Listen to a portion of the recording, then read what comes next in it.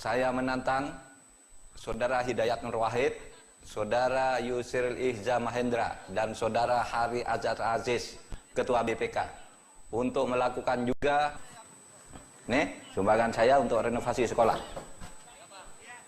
Musik.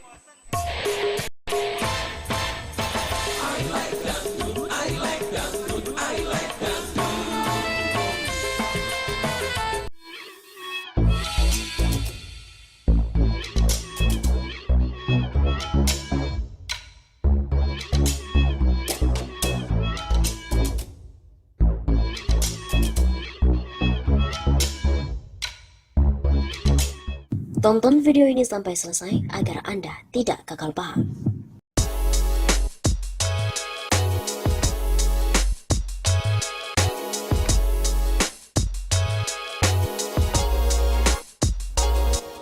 Menko Polhukam makin menjadi-jadi. Ia pun berjoget dangdut nantang Yusril dan juga HNW. Menko Polhukam Mahfud MD mengklarifikasi video joget dangdut yang tengah viral di media sosial. Dalam video yang berdurasi sekitar 50 detik itu, Mahfud mengenakan kaos berwarna kuning tampak berjoget tanpa menggunakan masker. Hal ini pun banyak menimbulkan komentar pada para pengguna media sosial. Mahfud menyebut video itu dibuat sekitar tahun 2014 saat belum muncul wabah COVID-19. Video joget itu juga dibuat dalam rangka pengumpulan dana pendidikan oleh salah satu stasiun televisi swasta di Indonesia. Tahun 2014 bersama dengan Dahlan Iskan, Ganjar Pranowo, Ignatius Jonan. Saya joget dangdut untuk pengumpulan dana pendidikan oleh Indosiar, kata Mahfud melalui akun Twitter resmi miliknya @muhmahfudmd pada Rabu 6 Januari. Dia juga mengaku video yang kemudian viral saat ini justru telah membawanya menjadi juara. Bahkan saat itu dia juga sempat menantang politikus Partai Keadilan Sejahtera atau PKS, Hidayat Nur Wahid, dan juga pakar hukum Yusril Iza Mahendra. Meskipun sempat dipermasalahkan lantaran tak menggunakan masker, Mahfud juga mengaku senang bisa melihat video yang dibuat 6 tahun yang lalu itu. Kemarin ada yang upload, katanya saya joget tanpa masker. Senang lihat itu karena bawa ke nostalgia waktu itu. Yang ikut ada menteri-menteri, gubernur, dan lain-lain. Penyelenggaranya TV Indosiar. Jogetan saya bagus kan? Cuit Mahfud MD. Geger, heboh video Mahfud MD joget dangdut. Beredar video Menko Polhukam Mahfud MD tengah berjoget dangdut menggeparkan di media sosial. Bahkan dalam video itu Mahfud MD pun menantang ahli hukum tata negara Yusril Iza Mahendra, politisi senior PKS Hidayat Nur Wahid, dan juga Hari Azhar. Saya menantang Saudara Hidayat Nur Wahid, Saudara Yusril Iza Mahendra, dan Saudara Hari Azhar, Ketua BPK, untuk melakukan juga tantangan I like dangdut seperti saya, ucapnya dalam video tersebut. Diketahui video Mahfud MD tengah berjoget dangdut dibagikan oleh akun Twitter @hariridwan pada 3 Januari 2021. Ayo diemput, digoyang, jangan sampai menyeng, suarakan rakyat. Namun banyak pihak yang menyebut bahwa video itu adalah video editan, dan ada pula yang bilang hoax. Bukan kanal resmi Indosiar, mari cerdas bersosmed, jangan termakan hoax. Begitu tulis akun @ibda_abdurrahman.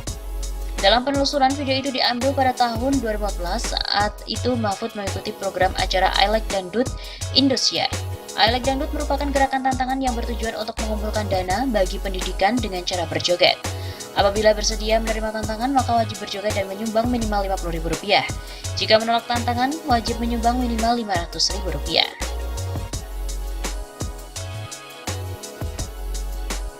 Mahfud pun lantas juga Tak hanya Mahfud yang menerima tantangan itu, sejumlah tokoh lain juga menerima tantangan untuk berjoget. Di antaranya Dahlan Iskan, Ganjar Pranowo, Bima Arya, Ignatius Jonan, dan juga sejumlah tokoh lainnya. Saya akan menyumbang agar dapat membantu renovasi sekolah yang membutuhkan. Mahfud lantas merogoh dompetnya untuk mengeluarkan beberapa lembar uang kertas Rp50.000. Setelah itu, uang tersebut dimasukkan ke dalam kotak transparan bertuliskan I Like Dangdut. Ini sumbangan saya untuk renovasi sekolah, ujar Mahfud seraya memasukkan uang sumbangannya. Selanjutnya, Mahfud pun melepas kemeja sehingga tinggal kaos berwarna oranye yang ia kenakan. Mahfud kemudian memberikan aba-aba agar musik dimainkan sebagai pertanda dia akan mulai berjoget. Mahfud juga berjoget, bergerak ke kanan ke kiri, maju mundur dengan cukup lincah dan semangat. Sesekali pun dia menggerakkan tangan, leher, dan juga tubuhnya.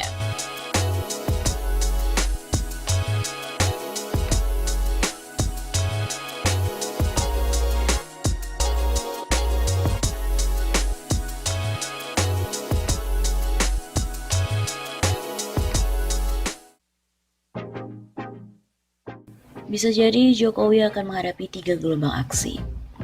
Kasus pencarian kesalahan HRS dengan target penahanan dan proses peradilan akan menciptakan gelombang aksi dari FPI, Massa 212 dan juga pendukung HRS lainnya.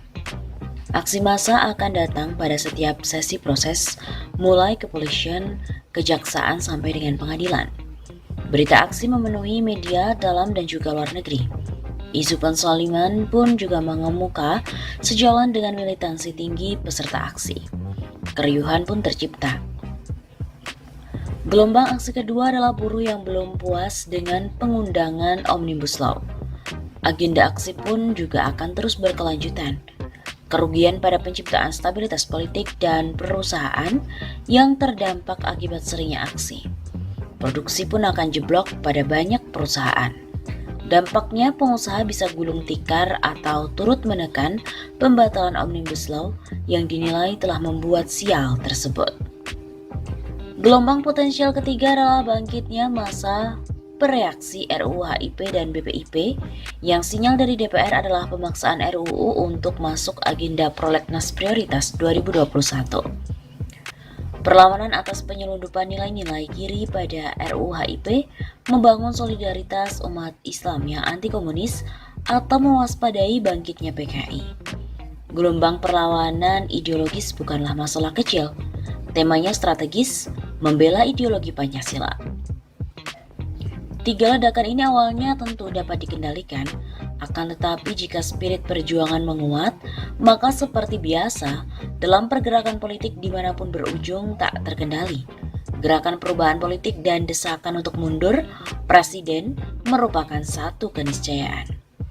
Perasaan sama pada rakyat tak akan reda oleh penangkapan atau penekanan. Represivitas hanya sebab dari perubahan yang lebih cepat. Pemerintahan Jokowi sebenarnya sangat-sangat rapuh. Ada faktor lain yang menyulitkan keajekan dari pemerintahan. Kondisi keuangan negara yang semakin ambyar, rakyat yang jenuh dengan kebijakan penanganan pandemi COVID-19 yang tidak konsisten dan tak jelas arah, serta konflik global Amerika Serikat-China yang diundang untuk hadir meramaikan dinamika politik domestik. Kini, polisi dan TNI cukup mampu terkendali secara baik. Namun bukan mustahil perkembangan politik ke depan akan terjadi pembelahan. Pemihakan pada rakyat terbentuk secara gradual atau mungkin lebih cepat. Pemerintahan Jokowi diharapkan arif menimbang cara menangani perbedaan dalam masyarakat. Jangan arogan atau sekedar mengandalkan kekuatan aparat untuk membungkam.